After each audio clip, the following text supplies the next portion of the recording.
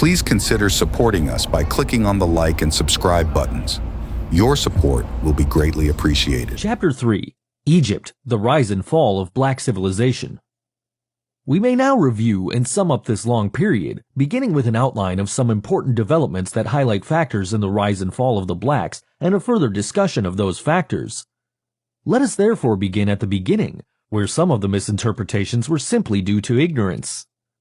This takes us back to the pre-dynastic period of about 4500 BC, certainly not the beginning, but quite far enough.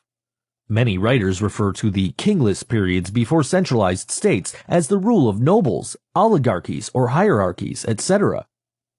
From the beginning, therefore, the Westerners applied Western concept to quite different African institutions. Later they described the same kind of societies as chiefless or worse, stateless. They did not understand the African constitutional system of real self-government by the people through the representatives, the Council of Elders. Nor did they seem to understand that the chief elder, or chief, was also the chief priest, or that the other elders also have religious functions in connection with the respective clans. During the pre-dynastic period under discussion, they were neither oligarchies nor hierarchies as these terms are understood in the West. In fact, the Western conception of kingship itself was foreign to traditional Africa. What the West called king was, in Africa, the same senior elder who presided at the Council of Elders had to be elected, and only then if he had the honor of belonging to a family the ancestors of which either founded the state or was the most outstanding in promoting the welfare of the whole people. To such a family, the Africans gave permanent leadership status as long as descended candidates qualified for it. Westerners called this the royal family, but again, the royal family concept was unknown to traditional Africa, where the chief, or king, was the chief representative of the people before God and man and at once the personifications of the people's dignity and the instrument for carrying out their will. Much confusion and trouble developed and still exist all over the continent because Africans generally accepted Western and Asian expressions without accepting their underlying ideas. Hence, an African king who attempted to be an absolute monarch or oriental dictator generally found himself in trouble rather quickly. The blackout in review. The conversion of names in Egypt was on such a universal scale that its African origin and character were changed as much as it was humanly possible to do. Small political units or states, which Europeans style as chiefdoms in other parts of Africa, become nomarchies in Egypt. Since Asians and some Europeans were heavily concentrated in Lower Egypt, it became relatively easy for them to appropriate exclusively for themselves not only the name Egyptian, but also all achievements by the blacks in Upper Egypt and the rest of the Ethiopian Empire. Holding the seacoasts and thus blocking African contact with the rest of the world, these white Egyptians were able to perpetuate the myth so successfully that even today many remarkable achievements by blacks elsewhere over the continent are attributed to Egyptian influence. There is something amusing here too, for when they refer to Egyptian influence on African institutions, they are in fact pointing out black influence on black institutions throughout Africa. No one but a fool would deny Asian and European influence in Egypt and elsewhere in Africa. This is a fact that is obvious, but not more obvious than the nature of that influence as it was discussed in part before. It can be singled out and separated from the basic institutions of the blacks as easily as we can separate Islam and Christianity from the traditional African religion. Another pre-dynastic situation to keep in mind concerns government in the two lands. All Asians had their kings in Lower Egypt and the blacks had their kings in Upper Egypt. The long drawn-out wars between the two races were over the unification and control of the two lands. These struggles apparently had been going on since the Asian incursions began in prehistoric times, and it was not just the control of all Egypt to the First Cataract that was involved, but unification and rule of the whole Ethiopian Empire from the Mediterranean Sea to the very source of the Nile. This great design and all-consuming objective throughout the history of Africa must be understood if, for example, one is to understand why even black pharaohs of Egypt carried the wars into the heartland of their own race, trying to subdue a rebellious Nubia, Wawat, or Kush. Southern separatist movements and rebellions spread as Asian influence and integration spread in the north. Viewing the outcome from the long perspective of history, Meany's great victory over the Asians, the union of the white and black lands, and the subsequent policy of trying to promote brotherhood through integration, all this turned out to be not a victory for the blacks, but the beginning of their ultimate downfall and almost permanent degradation as a people. It has been pointed out that up to the time of Meany's victory over them, the Asians were rather firmly held behind a borderline along the 29th parallel. Few were allowed in the all-black regions of Upper Egypt. With unification, the situation radically changed in that the gates to the south were now open to the people who already held a fourth of the country. The black masses were therefore apprehensive about the new unification policies, and the general hostility to the Asians checked any immediate and widespread infiltration southward. But time was on the side of the whites, whose most commendable attributes are tactful persistence when overt, aggressive action is for the moment inexpedient, and their careful planning for their future generations with what appears to be more interest in the future welfare of their descendants than they are in the living. In Lower Egypt, they could buy their time and overcome the triumphant blacks in many ways. Asian kings in Lower Egypt, now dethroned, still had a direct power over the blacks through the new brotherhood of integration and amalgamation. The African matrilineal system made the Asian route to the African throne easy when compared to the generally patrilineal system of the whites. All the Asian kings had to do, whether in Lower Egypt or on the Asian continent, was to promote the marriage of royal males to the oldest sisters of African kings. The firstborn male in such a marriage, though Afro-Asian, would be the number one candidate for the throne. The other event to be awaited with patience was the passing of so many great African leaders and the coming of weaker ones. This was a historic certainty unless cycles of past developments were to be no more. But time seemed slower and longer during the first 5 dynasties, each of which was characterized by great leaders, a period of 755 years. The roll call brings forth names that still resound through the corridors of time: Menes, Athothes, Paraspin, Kasakim, Imhotep, Zoser, Sneferu, Khufu, Khafre, Userkaf, Neferefer, and others who re-established Ethiopian power, a united empire, and held it without a serious challenge for almost 1,000 years. During this period, active foreign trade and expanded contacts with other countries were now possible. Internal stability was achieved through the process of increased centralization of power at Memphis and the perfection of bureaucracy of the vast imperial administration. The state became the chief promoter and inspirer of progress on all fronts: agriculture, industrial development, science, the arts, engineering, massive building programs, mining, and shipbuilding. The rapid rise and expansion of numerous crafts, each an organized secret society, stimulated the remarkable industrial and building developments. Internal peace and stability provided the opportunity for the outpouring of much hitherto dormant native genius, and religion was the chief motivating source.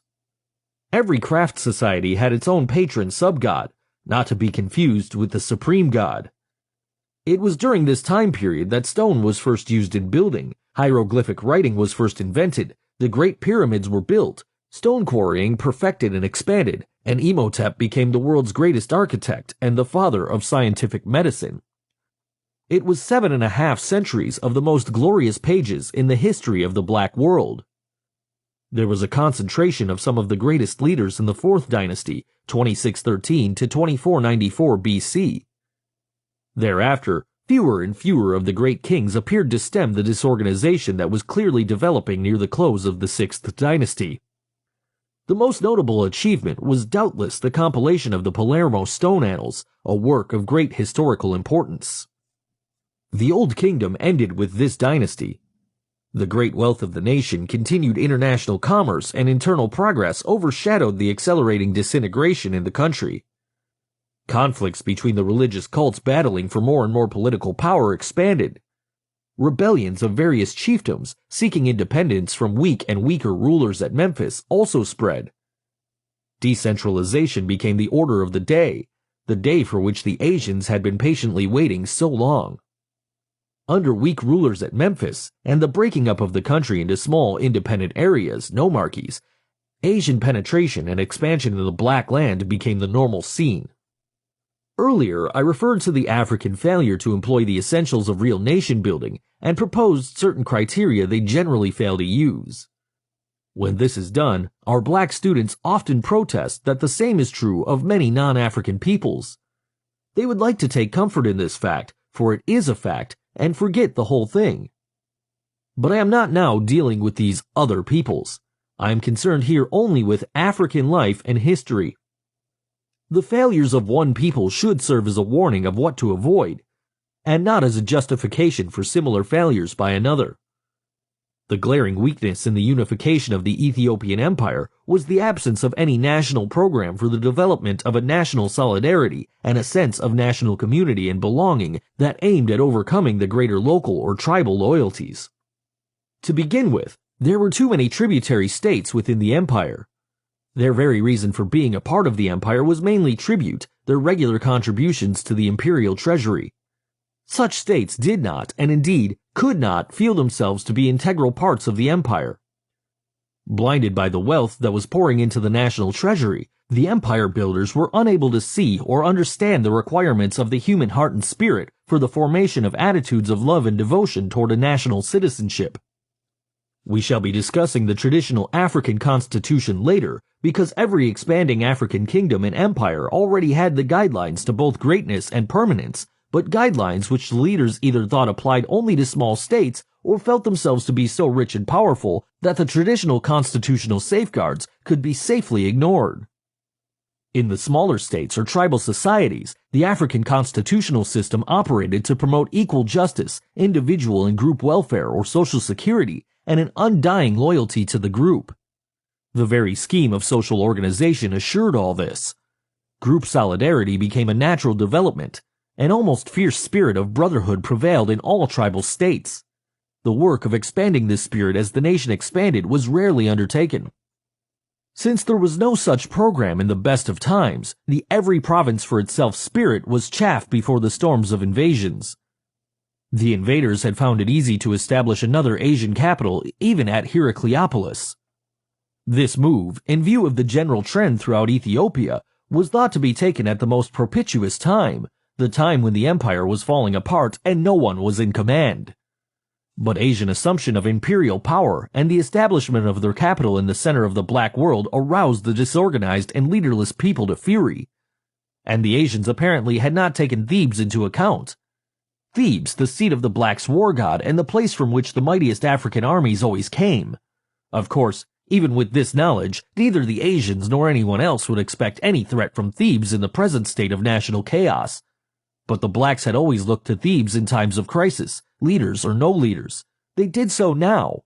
Theban leaders emerged, and with them fighting men arose to battle the Asians again. Heracleopolis fell to the blacks, but Asian kings were able to hold Lower Egypt again and re-establish dynasties there under Kheti I and his successors. Western historians refer to this period as the First Intermediate Period, 2181 to 2040 BC, and further confuse an already too confused situation by mixing the Asian rulers of Lower Egypt with the African rulers of Upper Egypt, and then listing all the dynasties sequentially, so that from such an arrangement one cannot distinguish white Asian dynasties, kings or pharaohs, from the black.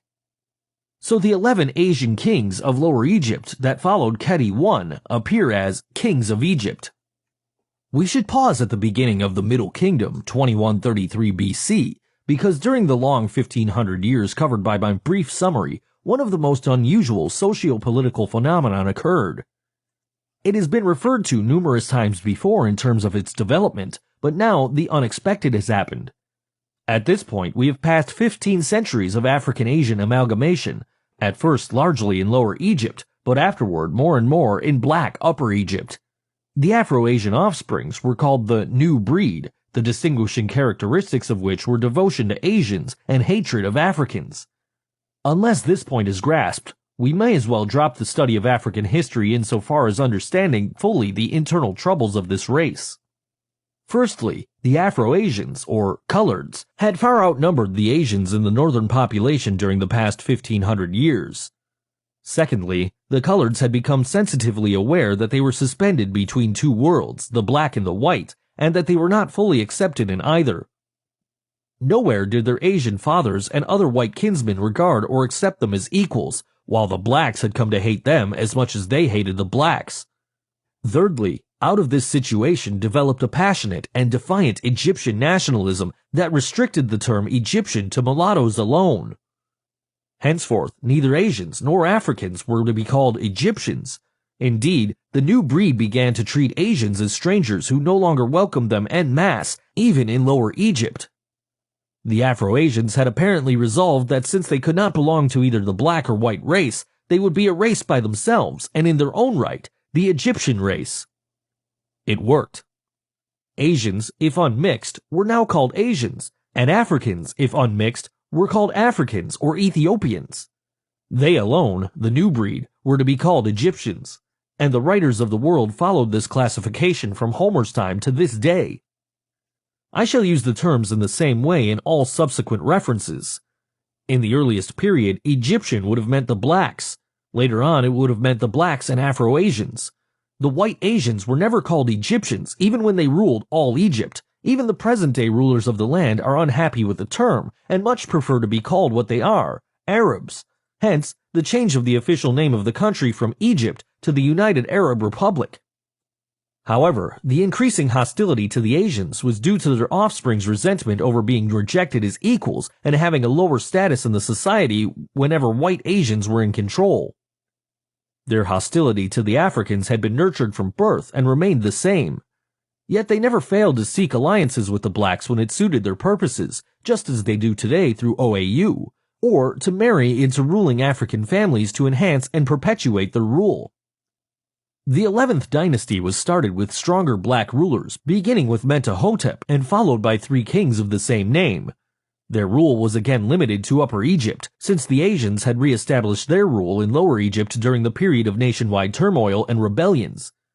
Mentuhotep II, after restoring order in Upper Egypt and promoting a rapid economic program, had turned north to repeat Mini's great feat of conquering Lower Egypt again. Ethiopia south. But Ethiopia below the First Cataract did not return to the reunited imperial fold in the north.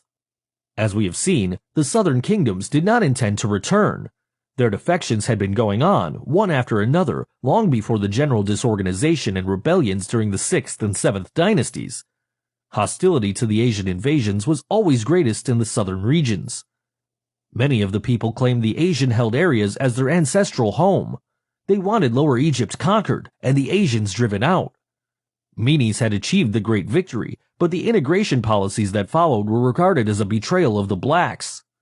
They had lost faith in the black kings ruling from Memphis, who not only favored integration, but promoted it.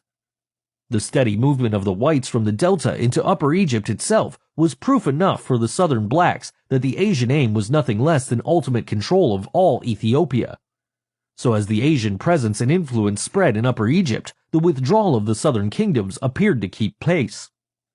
But why were the blacks farthest away from the Asian threat so much more concerned, or appeared to be, than those who still lived next door to the enemy in Upper Egypt? Even the larger number of refugees from Lower Egypt must have settled in Upper Egypt because the biggest concentration of blacks was there. This would have been the situation around 2400 BC. The answer may be that since Napata was regarded as the unchanging capital and the center of the blacks' world, and not Thebes, of glorious memory, any threat to this sacred area, land of the gods, was a threat to the survival of the race itself. The first great southern division of the Ethiopian Empire was the kingdom of Wawat, and below that was the far greater kingdom of Nubia which, like many other vast areas, while nominally a part of the empire, was at various times independent. The age-old dream of all the great kings, whether black, white, or mixed, was the consolidation of the northern and southern regions. Hence the constant wars against Lower Egypt, and now, again, Mentuhotep's war against Nubia. In both cases, that of the Asians in the far north and the blacks in the far south, economics was the driving force. The hold on the seacoasts not only blocked the Africans from world trade, but that fact enabled the Asians and coloreds to control the domestic economy indirectly as well. The record shows that every time this Asian stranglehold was broken, African foreign trade flourished again and national prosperity began to rise. On the other hand, southern Ethiopia, Nubia or Kush and Abyssinia, had to be more firmly integrated with the north, no matter how black the pharaohs of the time might be, and also for economic reasons. For the South actually had all of Egypt at its mercy. The South was the real source of Egypt's wealth, as it had been of Egypt's civilization. The gold mines were there, and also it was where the vast stone quarrying, copper, and tin minting were carried on. Here, most of the papyrus plants from which the blacks invented paper and built the first and finest boats from the same tough leaves. Here in the South was all the ivory and the only source of the then highly prized ostrich feathers, etc. In short, Egyptian foreign trade depended almost entirely on southern Ethiopia. Added to these economic imperatives, there was even a greater danger felt in the north. This was the control of the Nile, almost all of which, over 3,000 miles, flowed through southern Ethiopia. Black Upper Egypt, beginning in the middle, was forced by circumstances to play the leading role in the wars for unification in both directions, and, considering the many centuries over which they were intermittently waged, they seemed destined to go on forever. It is noteworthy that all these long drawn-out efforts at unification of an empire under a centralized government were confined to the directly indispensable economic regions which were contiguous to each other. Other members of the empire, even those that had long since stopped paying tribute, were not disturbed. In fact, as I've been indicating, Ethiopian empire was often merely a geographical expression insofar as effective rule over all its supposed parts was concerned. To keep the picture as clear as possible, we have to keep on remembering that at various periods in ancient times, the land of the blacks meant all Ethiopia, and all Ethiopia meant all Africa, and all blacks were Africans or Ethiopians or Thebans, etc. There were numerous independent states in the western land of the blacks, Western Sudan, that may have claimed a membership alliance with the Ethiopian Empire as an expression of pride and nothing more, a symbolic gesture to the great state that was the mother of the race and bore the race's name, Ethiopian. In any event, the extent of the territory claimed at times for the empire was so vast that even if there had been efforts to consolidate states other than those directly north and south, it would have been impossible in the absence of administrative and communication systems for the task.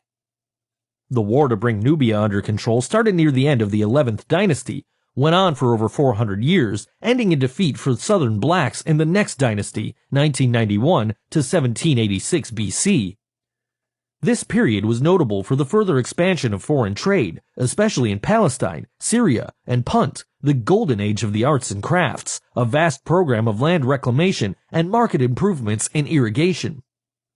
By repetition, one of the greatest of the great issues stands out.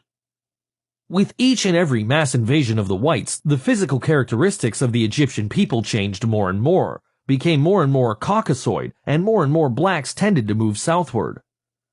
When the white dynasties continued for several centuries, as in the case of the children of Israel, Semitic Caucasianization was accelerated on an ever-widening scale. One of the significant ethnic changes was that the only people then recognized as Egyptians, the Afro-Asians, became more and more Asian white both in color, language, and culture. Upper Egypt was becoming less and less Black Egypt. Thebes, under white rule, was becoming a museum center for European and Asian collectors. So by the time Herodotus and other Greek historians arrived, Ethiopia as an empire extended only up to the First Cataract. The third period of great rulers. But that time was still far away when Kamose, the last Theban king in the 17th dynasty, 1645 to 1567, opened a full-scale war of liberation against the Hebrews, and the greatest of the dynasties since the fourth had now arrived. This was the remarkable 18th dynasty, with a line of kings and queens who became immortal.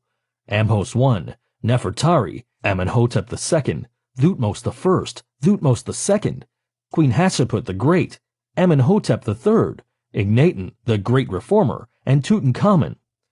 It was called the New Empire, and so it was in fact. The Hyksos rule was broken, and they were expelled. This, however, could only apply to the rulers and their immediate followers. The Hyksos masses were scattered over the country and permanently settled as Egyptians. They had become integrated into Egyptian society, were contributing to its development on all fronts, and so were not disturbed when their leaders were expelled. There was the usual revival of domestic industry, agriculture, and foreign trade, along with the expansion of imperial rule in Palestine and Syria to the Euphrates in Mesopotamia. This expansion of empire and its promise of great wealth for the accompanying expansion of trade meant renewal of the wars against their black brothers holding the economically indispensable South. So this time, the new and most powerful central government was able to extend its rule farther south than ever, that is, to the Fourth Cataract, almost to the holy city of Napata itself. For Western writers to state the obvious truth that the black rulers of Egypt did not hesitate to wage war against the black rulers of southern Ethiopia, to state this would have destroyed their biggest myth. The Egyptians, white Asians or coloreds, were always the conquering heroes over the blacks in the south. In short, as previously stated, these wars did not always follow a racial pattern. As would be expected under black rulers, Thebes was again reorganized under the 18th dynasty and much of its ancient grandeur restored. Temple building in the grand style was resumed. The 18th, like some of the previous African dynasties, was well integrated with loyal Asians. For there were, it should be needless to say, countless thousands of Asians who were wholeheartedly devoted to the blacks, just as there were thousands of Afro-Asians, Egyptians, as loyal to the black race as any black could possibly be. Therefore, when an overall picture is presented, such as in my discussion of the attitudes of Asians, Afro-Asians, and Africans toward each other, one should keep the always big exceptions in mind. Nothing is ever all white, all black, and in this case, all half-white either. In the case of the half-whites, the record overflows with those who, contrary to the rule, hated the fact of their white blood and stuck to the blacks and their cause all the more tenaciously. These were the kinds of outcomes that reflect the complexities and variations of the human mind and that make generalization about a whole people so ridiculous. The Great 18th had begun under the most favorable circumstances for one of the great black queens of Egypt, Nefertari, and her equally famous husband, Amhos I, headed the dynasty. As was the custom, she had been named after some of the distinguished queens of the same name who had preceded her. No queen of the same name before her, however, ranked near Nefertari of the 18th in active participation and leadership in national affairs. She helped her son Amenhotep in the great work of national reconstruction. If she did not reach the heights of the greatest black queen of Egypt, Hatshepsut, it was because the latter was a queen absolute, ruling alone as a king. To emphasize the point, she was often dressed in royal malattire, including the false beard and wig. But the comparison is hardly fair, because each was great in her field of work.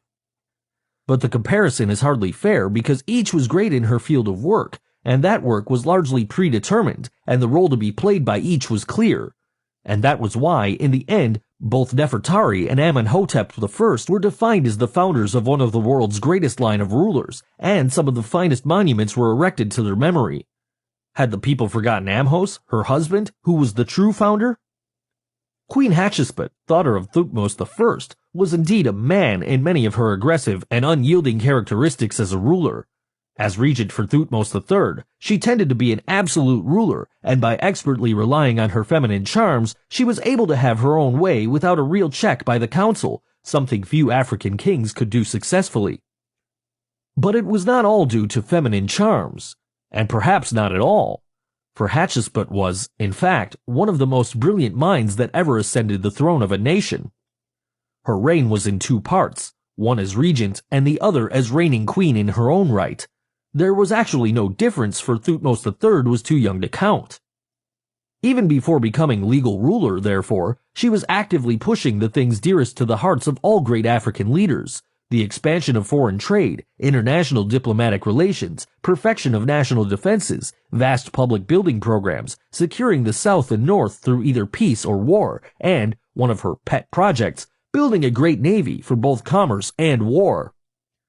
Her success on most of these fronts made her one of the giants of the race. Meanwhile, the next Thutmose was waiting with increasing impatience and frustration to succeed a woman who, to him at least, seemed destined to live forever. The fact that his wife was the queen's daughter did not affect the really morbid hatred of his royal mother-in-law, unless it was to increase it. Consequently, when he finally became King Thutmose III at last, he himself did what Asians and Europeans were to do on a scale so grand that the history of ancient Egypt as essentially black history was almost completely obliterated.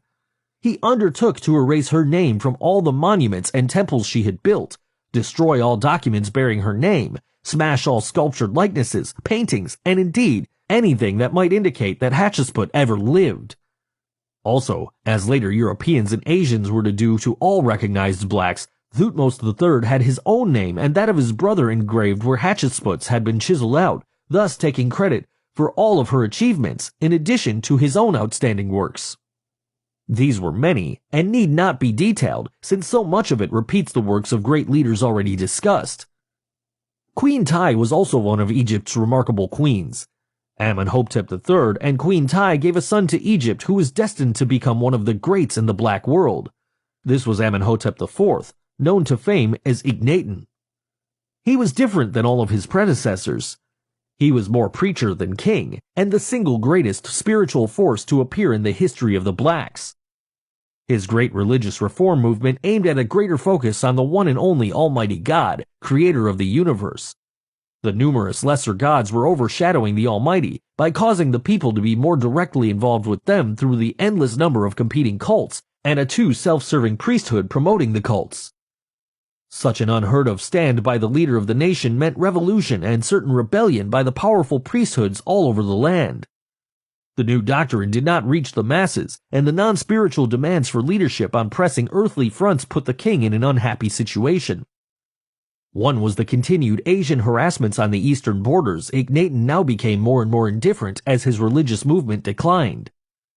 After 17 years of heroic efforts, he passed in 1362, leaving the reins to Tutankhamun. This stepson's efforts to carry on the work of his father had only limited success. The old-time religions still prevailed. Ignaton's impact on the nation, however, was everlasting. His proposed reforms had more to do with a shift in emphasis than in faith. But even this seems to have been regarded as a direct threat to the powerful priesthood that, no matter how much divided into numerous cults, could unite in a common cause.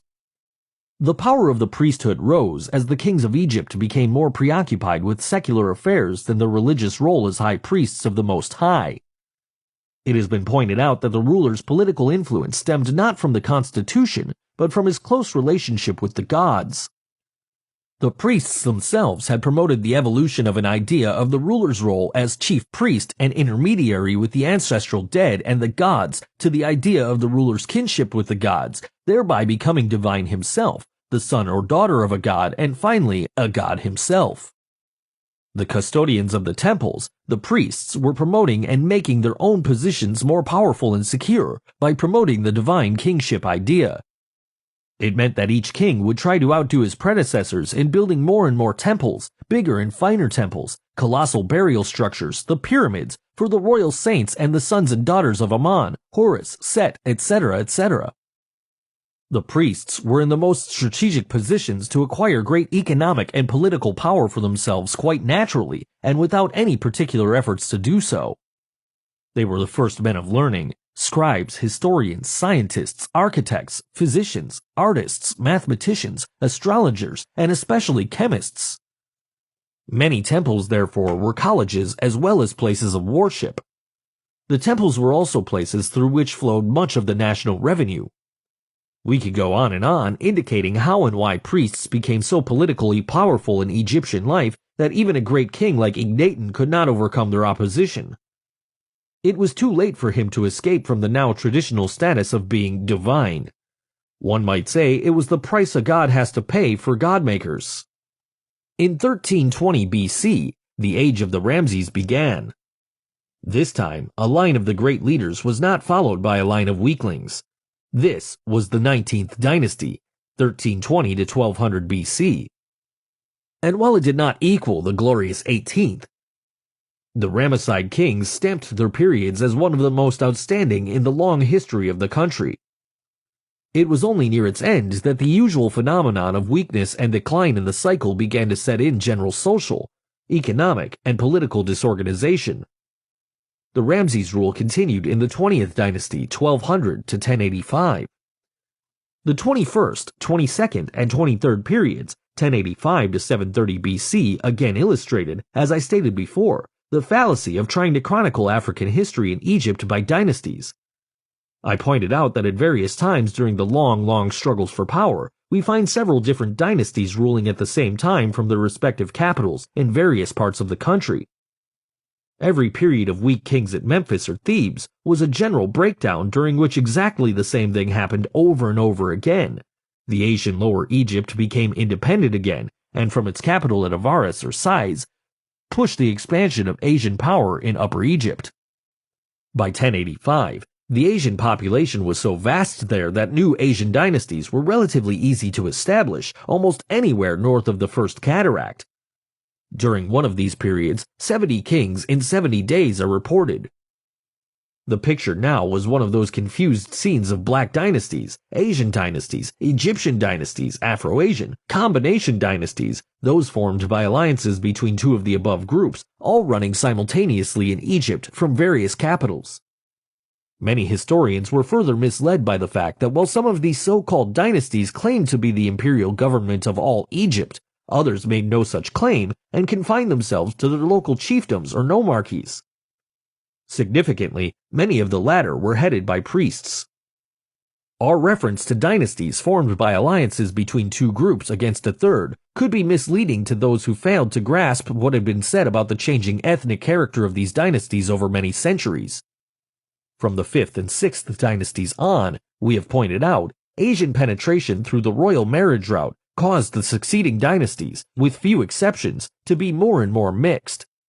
Often they were only predominantly black, half-black, less than half-black, or predominantly Asian or Egyptian, Afro-Asian. The founders of the 18th dynasty, like many similar instances, illustrate the reality of the process. For it is well known that the famous Queen Nefertari was all black, while her equally great husband, Amhos I, was mulatto, Egyptian. So that the 18th, like the great 19th dynasty of the Ramses, was predominantly black, not all black. On the other hand, the long periods of all-white Asian and European dynasties were emphasized, and had to be emphasized, to set the record straight. There were also, for still another example, Libyan dynasties, indicated by the Libyan names of the rulers. But who, now, were the Libyans? They were, first of all, Western Ethiopians, then heavily Berber, Mongolian, Arab, and a sprinkling of Hebrews and other Asiatic peoples, and then, of course, the resulting Afro-Asians. The ethnic composition of Libya was about the same of that of early Egypt, with the exception that there were fewer Europeans and more Mongolians. Libya was once so nearly all black that to be called a Libyan meant black. So the Libyan dynasties during this period could have been predominantly white, black, Afro-Asian, or a combination of all three, depending on what faction was in the ascendancy at the time. It is also worth noting that not only the whites of Lower Egypt took advantage of every breakdown in the center, Upper Egypt, and declared its independence and tried to extend rule over the whole land.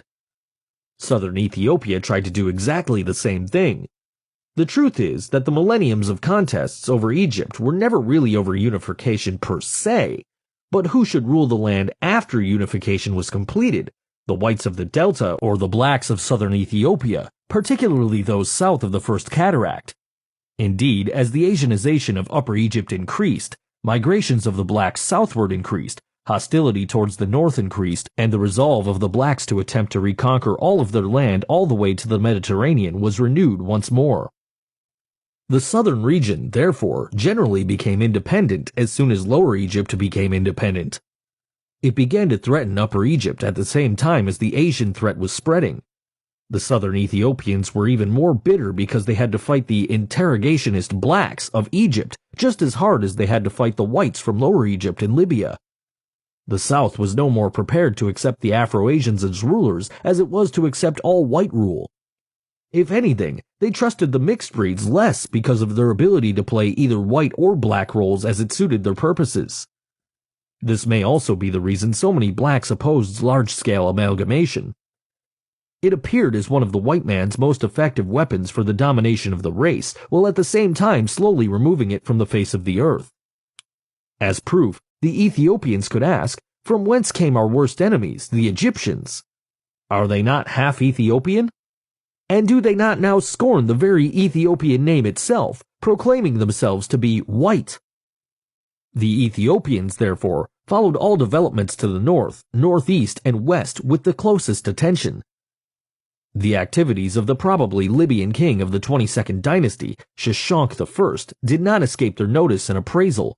From his capital at Bubastis in Lower Egypt, he pushed affairs on a number of fronts, including the usual strategy of marriage alliances with black ruling families, always with white males. These, after worming their way to power through the African inheritance through female line system, matrilineal, could then change it to the Asian and Western patrilineal system. This invidious scheme for achieving power over the blacks through the blacks did not escape those on the alert. So the move of Shashank I in negotiating a marriage with the daughter of a king, thereby gaining legitimate control of Thebes, this well-known pattern of expanding Caucasian power, though well-known, never failed to create another stir in the still all-black areas. To make matters worse from the viewpoint of the blacks, Shashank had another son made high priest of the African god Ammon. This significance should be obvious. The whites were systematically preempting the whole of Egypt, even adopting as their own black institutions they could not easily destroy. And they were wise enough to see that to control Africans, they would need to gain control of the African religion. So now, as the whites became priests and worshippers of the supreme god and lesser gods of the blacks in Egypt, the success in erasing every vestige of early African civilization was moving toward the absolute. As the white priesthoods became stronger and more widespread, they were not only able to secure control of Thebes, the most powerful stronghold of the blacks in Egypt, but of equal importance, they were then in a position to gain followers in the rebelling nomarchies and persuade dissident chiefs to acknowledge the overlordship of Asian kings in various parts of the country.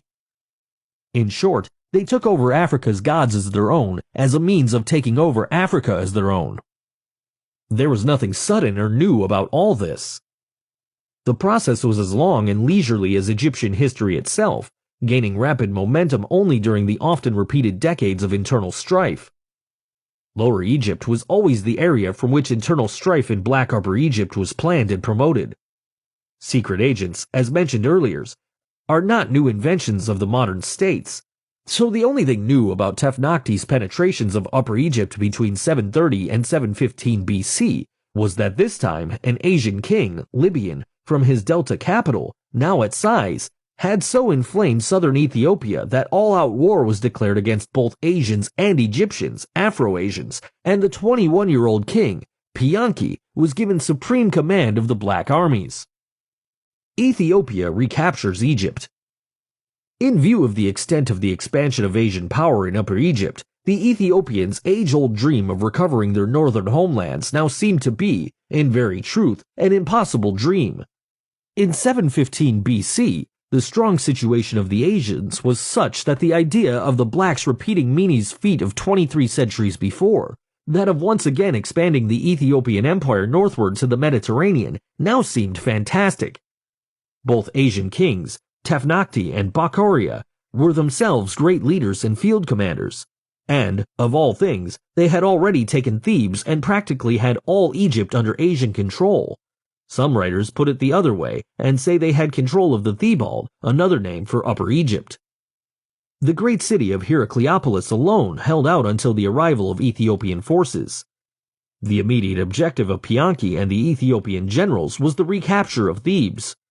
Supported by his naval forces moving down the Nile and the thousands of black fighters who flocked to his standard as he moved northward through Upper Egypt, Pianki's armies drove the Asians out of Thebes, re-established it as the capital city of the north, put Tefnaki and his court to flight, and, apparently using tactics of Menes, pressed on to capture the once all-black city of Memphis.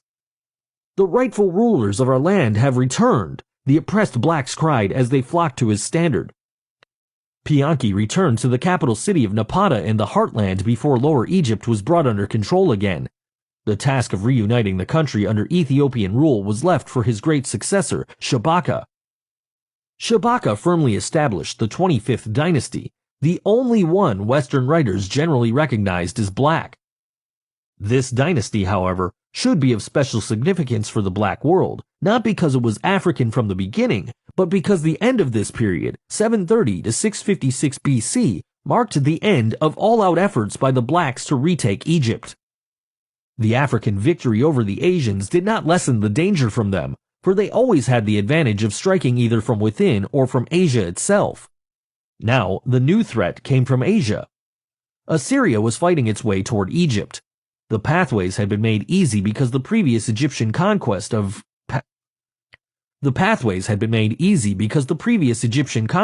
Palestine and Syria had made these countries bastions of defense as long as they were properly governed. The later Egypt had been unable to do this. So Palestine and Syria, like Egypt itself, had become weak from internal disorganization. At first, the Assyrian advance seemed to be concerned only with Syria and Palestine, not Egypt. Uneasiness spread as the Assyrian hosts approached the borders of Egypt.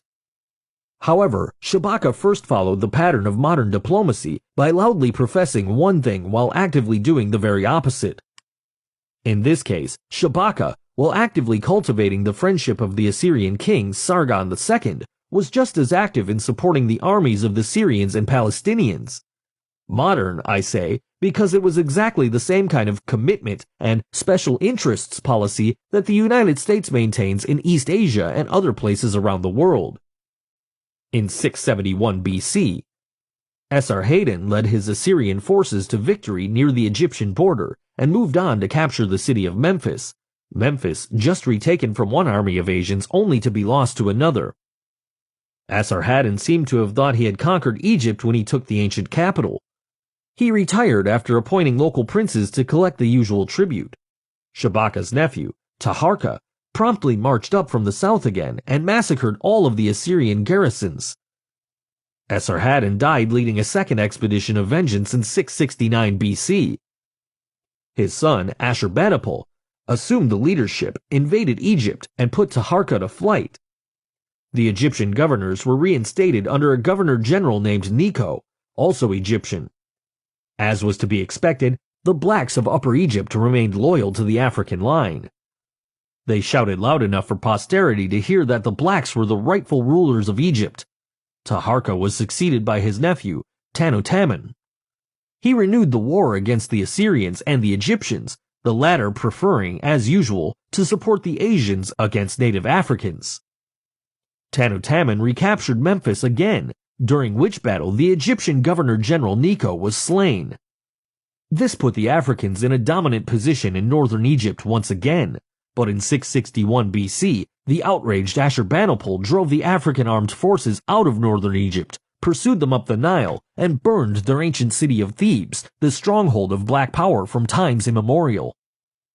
The Africans, eventually barred from further rule in Egypt, continued Pianki's line from the first capital at Napata, and then at Meroe, where they promoted a broad reconstruction program. There, the remarkable 25th dynasty ended in 656 BC. The line of kings from Pianki to Tanutaman were all buried in the great pyramids they and their ancestors had built at Napata. Let us follow the blacks from Egypt there. Please consider supporting us by clicking on the like and subscribe buttons. Your support will be greatly appreciated.